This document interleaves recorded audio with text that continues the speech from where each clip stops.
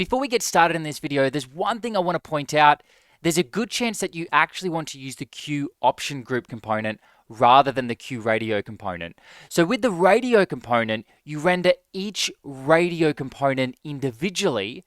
With the Q option group component, you can basically render all of your radio buttons with one component. So at the end of this video, I'll show you how to use radio buttons inside of the Q option group component. But in this video, I'll show you the radio component. So let's dive in and actually get some examples out there so you better understand what I mean. Q-radio, we're going to want to v-model whatever is selected. So let's say selection, and then we'll come down here and say const selection is equal to a reference, and we'll make that nothing by default. Make sure I spell const correctly, save it, and there we go. There's our radio button. Now, we need to know what the selection is going to look like. So we can say val is equal to car, for example. And now when I select this, selection is going to be equal to car. And I'll quickly show you that by saying pre, and then we'll spit out the selection there. So now I select it, and then it changes to car.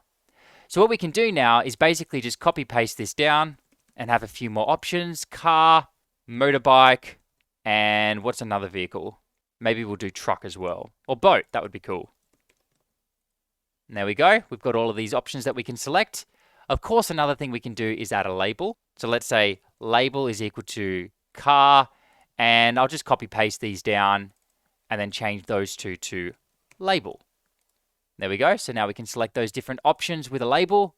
And to simplify things, I'm going to remove these radio buttons so we can just focus on one for now. Another thing we can do is change the checked icon. So we can set that to task_alt to get a slightly different icon there. There we go. So that looks kind of cool. We also have an unchecked icon, and we can set that to something like cancel. There we go. So it's not selected, and then a check when it is selected.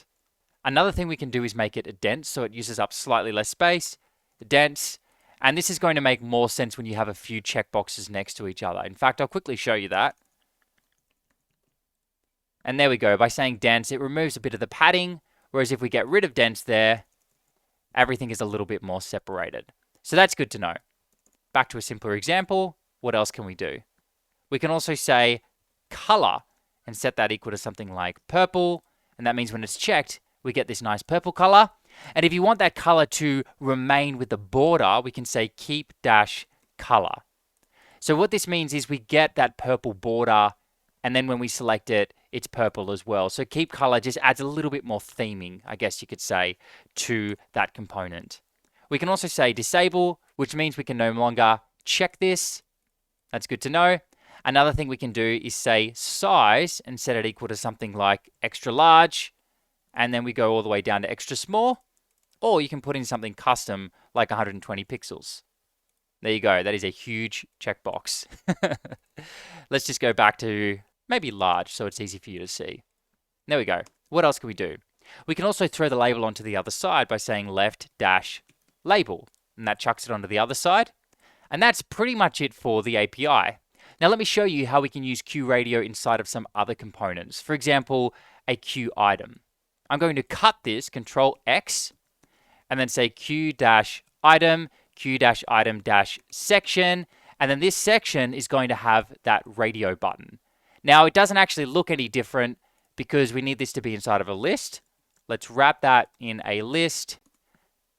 Oh, and that should be a Q-list, and then we'll make it bordered. Bordered. Make sure I've got the R in there. And there we go. We've got our list with our radio button inside of there. And then you can imagine you'd have another Q item section here. And then this one might have like some lorem ipsum text.